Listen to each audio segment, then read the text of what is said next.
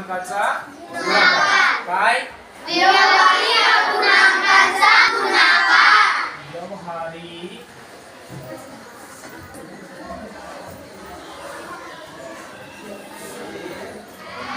अपूर्णांकाचा गुणाकार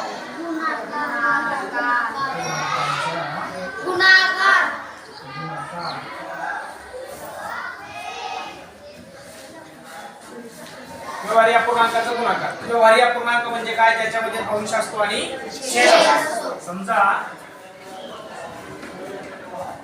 अंश आणि खाली भागाकाराच्या याच्यामध्ये छेदामध्ये काय असतो याला काय म्हणतो आपण छेद.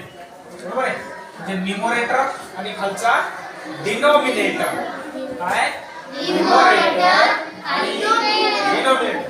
बरं या हे जे सेंटरची जी लाईन आहे मधली जी रेषा आहे ही रेषा या रेषेला कोणती रेषा म्हणतात कशाचं चिन्ह आहे ते एक प्रकारे भागाकार. भागाकाराचं जे एक चिन्ह आहे म्हणजे याला आपण असंही मांडू शकतो कसं की हा जो अंश आहे तो कुठे असतो इथे भाज्य. आणि भाज्य म्हणजेच काय अंश. बरोबर आहे. त्याच्यानंतर इथे काय असतो इथे भाजक. आणि भाजक म्हणजेच काय म्हणू शकतो इथे छेद. थोडक्यात काय अशी जर संख्या दिलेली असेल तर त्याचं रूपांतर आपण असं पण करू शकतो. जेव्हा आपल्याला गरज पडेल तेव्हा या प्रकारे मांडणी करू शकतो या प्रकारे पण करू शकतो आणि आपण याचीच मांडणी भाज्य भागाकाराचं चिन्ह आणि इकडे भाजक असं असतंय ना.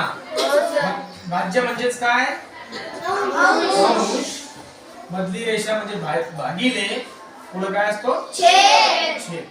अशी ही त्याची मांडणी करू शकतो. समजा एखादी संख्या आहे आपल्याला व्यवहारी अपूर्णांकाचा गुणाकार करायचा आहे म्हणजे दोन अपूर्णांक पाहिजेत. एक अपूर्णांक गुणिले दुसरा अपूर्णांक म्हणजेच असं होतं कधी एका संख्येचा गुणाकार होतो का नाही. एक आणि दुसरी संख्या म्हणजे दोन संख्या जर असतील तर त्यांचा आपापसात काय करता येतो आपल्याला गुणाकार येतो. मग बघा आता समजा एक अंश आहे किती आहे अंश 7 छेदात आहे 5. हा पूर्णांक कोणता आहे रे काय म्हणता येईल काय म्हणता येईल कारण याचा अंश कसा आहे कुणापेक्षा छेदापेक्षा अंश मोठा आहे म्हणून याला अंशाधिक अपूर्णांक म्हणतात. आता याचा गुणाकाराशी संबंध गुणिले.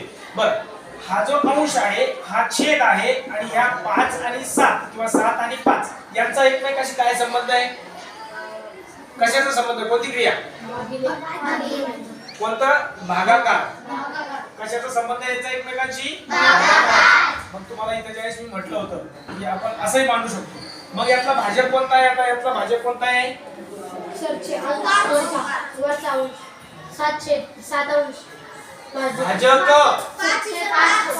भाजक म्हणजे छेद.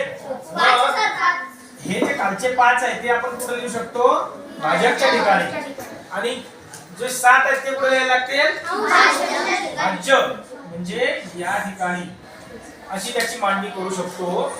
बरोबर आहे. त्याला आपण असे बरं असं जर मांडायचं म्हटलं या रूपात तर कसं मांडता येईल भाज्य कोणता येतला भाज्य कोणता आहे 7 भागिले खालचा म्हणजे अंश रे छेद रे हा 7 भागिले 5 याला आपण असंही मांडू शकतो. बरोबर आहे. याला आपण असंही मांडू शकतो. कसं मांडता येईल अशी मांडणी कशी करता येईल भाजक किती आता याच्यात भाजक कोणता आहे 5 म्हणजे इथे 5 मांडता येईल आणि भाज्य किती आहे 7 म्हणजे अंश असंही त्याला मांडता येईल. बरं याला जर असं मांडायचं म्हटलं तर कसं मांडता येईल याची मांडणी अंश आणि छेदामध्ये करायची आहे.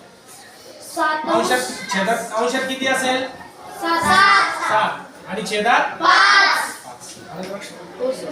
याची मांडणी जर तशी करायची म्हटलं तर कसं करता येईल अंशात किती 7 आणि छेदात 5.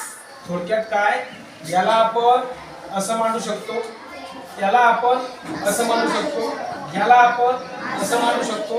हे तिघं म्हणजे एकच, फक्त आपण आपल्याला जसं सोपं जाईल तशी त्याची मांडणी करू शकतो. ओके, आता पुढे बघा. आपला चाललाय व्यवहारी अपूर्णांकाचा गुणाकार करायचा.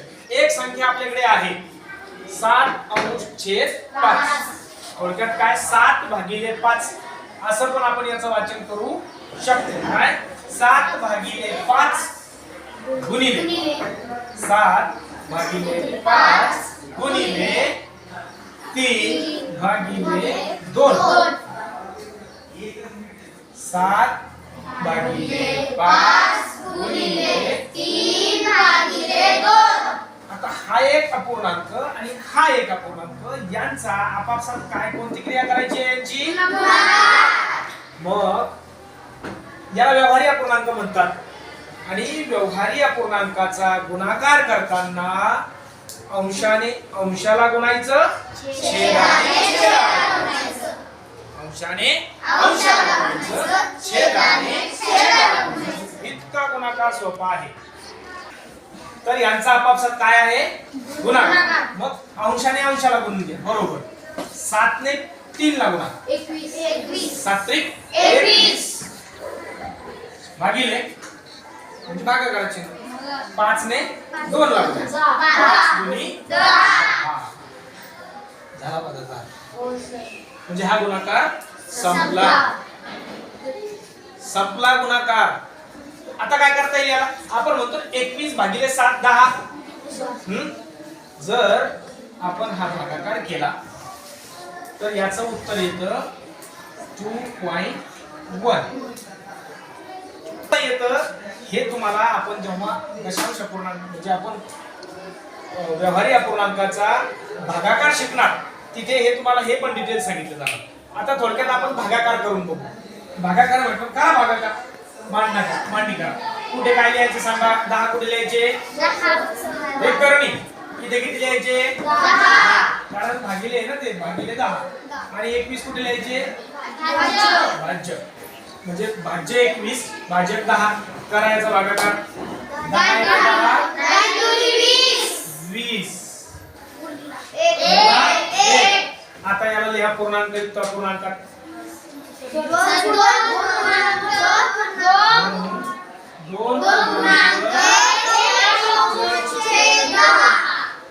कशात रूपांतर केलं? ओके. आता हे कसं आलं? हे कसं आलं? तर हे 2 म्हणजे पूर्ण. जसे इकडे हे 2 पूर्ण आहे ना, 2 म्हणजे पूर्ण. आणि इथं कसं आहे, याचा 10 भागांपैकी 1 भाग 9 भाग कमी आहे. मग तो इथे पॉइंट मध्ये येतो. पॉइंटचा भाग. कारण आपण जर हा पूर्ण भाग दिला याला अजून पुढे गेलो कसं जाते पुढे? आता देतो आपण पॉइंट. आता इथे दिला पॉइंट. नंतर पॉइंट दिला की आपल्याला भागाकारामध्ये 0 घ्यायची अनुमती भेटते. मग आपण आपल्या मनाचा घेतला 0. आता किती झाले? 10. 10 1 10. 10 तून 10 गेले 0. आला 2.1. जर हा पॉइंट न देता ठेवला तर पूर्णांक युक्त अपूर्णांक 2.1/10. लक्षात आलं? पुढचं एक गुणाकार घ्या तुमच्यासाठी. आता नोटबुक काढा. तुमच्यासाठी हा गुणाकार देतोय व्यवहारी अपूर्णांकाचा गुणाकार. हे झालं पहिलं उदाहरण. दुसरं उदाहरण घ्या. 8/9 गुणिले 4/7 बरोबर किती? कसा गुणाकार करायचा ठरवा. गुणाकार करा. त्याचं पूर्णांक युक्त अपूर्णांकात रूपांतर सुद्धा करा. तुमची वेळ सुरू होते आता. संपली. मी तुमचं सगळ्यांचं चेक केलं. तुम्ही सगळ्यांचे गुणाकार केलेला आहे. सिंपल गोष्ट होती. कसा करायचा होता गुणाकार? अंशाने अंशाला गुणायचं. 8 गुणिले 4 8 चौक 32 म्हणजे 8 4 जा 32 आणि 9 7 9 7 जा 60. कोणाकोणाचं बरोबर आलं? म्हणजे तुमचे सगळ्यांचे हँडरेस झाले 1 2 3 4 5 6 7 जणांचं झालेलं नाही, बाकीच्यांचे सगळ्यांचं. चला असं याचं काढायचं होतं. चला 3 नंबरचं उदाहरण तुम्हाला इथे तुम्ही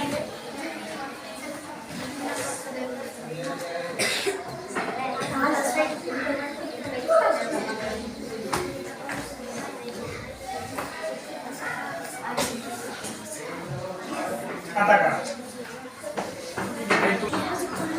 हा गुणाकार तुम्हाला दिला होता आपण 5/3 गुणिले 8/7 किंवा 5/3 गुणिले 8/7 हा गुणाकार होता. हा गुणाकार करायचा म्हटल्यावर अंशाने अंशाला गुणायचं, छेदाने छेदाला गुणायचं. बरं बेरीज करताना पण अशीच करायची का अंशाची बेरीज करायची, छेदाची बेरीज करायची नाही सर. काय करावं लागतं सांग बरं, कोण सांगतोय? गुड, सांग बेटा. अंशाची बेरीज करावी लागते. बरं छेदाच्या बाबतीत काय असावं लागतं अपूर्णांकाच्या बेरजेमध्ये? छेद समान असावा लागतो. आणि जर नसेल तर छेद आपल्याला समान करावा लागतो. मग छेद समान करण्यासाठी काय क्रिया करावी लागते साधारणपणे? सांग बोल. छेद पहिल्या अंशाने दुसऱ्या छेदाला गुणायचं, दुसऱ्या अंशाने पहिल्या छेदाला गुणायचं. त्या दोघांची बेरीज करायची आणि छेदामध्ये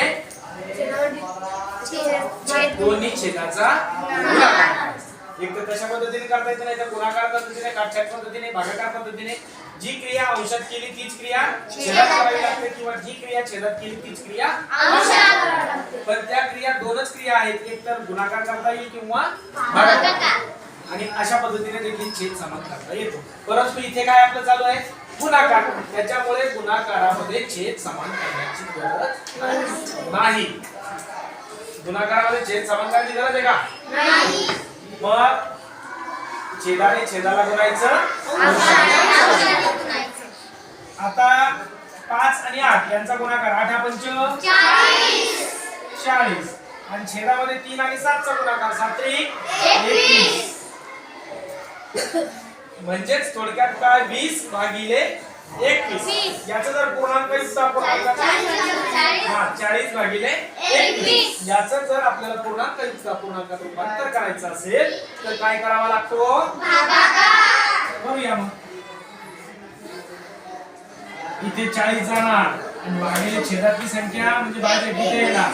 21 1 आणि उरले 19. वर संख्या असेल तर खाली 2 आपण भाग दिला असता. पूर्णांक युक्त अपूर्णांकात करायचं रूपांतर, त्याच्यामुळे वर संख्या नाही ती आपला भागाकार संपला. मग याचं रूपांतर पूर्णांक किती आहे? 1. मध्ये रेषा अंशात काय द्यायचं, छेदात काय द्यायचं? अंशात लिहायचे 19 आणि छेदामध्ये 21. अशा प्रकारे याचं पूर्णांक युक्त अपूर्णांकात रूपांतर देखील आपण करतो आणि करता येतंय. आता जर पुढे जाऊन आपल्याला जर याचा दशांशात रूपांतर करायचं असेल, पॉइंट मध्ये जर आपल्याला हा भागाकार करायचा असेल तर पुढे काय करता येईल बघा. आपण याच्या पुढे जाऊ. हे आपलं भेट करता येईल. अजून याच्या पुढे जाता येईल आपल्याला. 19 ला भाग जात नाही म्हणून दिला पॉइंट आणि पॉइंट दिला की आपल्याला अधिकार मिळतो 0 घेण्याचा. आता किती झाले?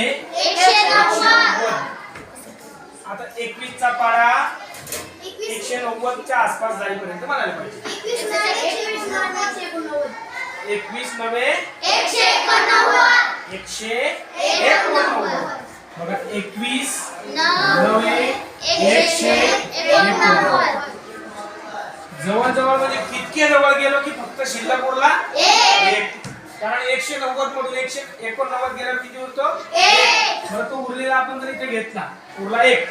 मग भाग जात नाही म्हणून पुन्हा घेतला 0 झाले 10. मग भाग द्यावा लागला तर एक संख्या घेतली की 21 0 मग भाग गेला नाही, शून्याचा गेला, 10 मधून 0 गेला, पुन्हा 10 राहिले, पुन्हा 0 घेतला आणि मग 21 ला 100 ला भाग देता येईल. किती? 21 चौक 84, 21 चौक 84. मग असा हा भागाकार पुढे वाढत जाईल.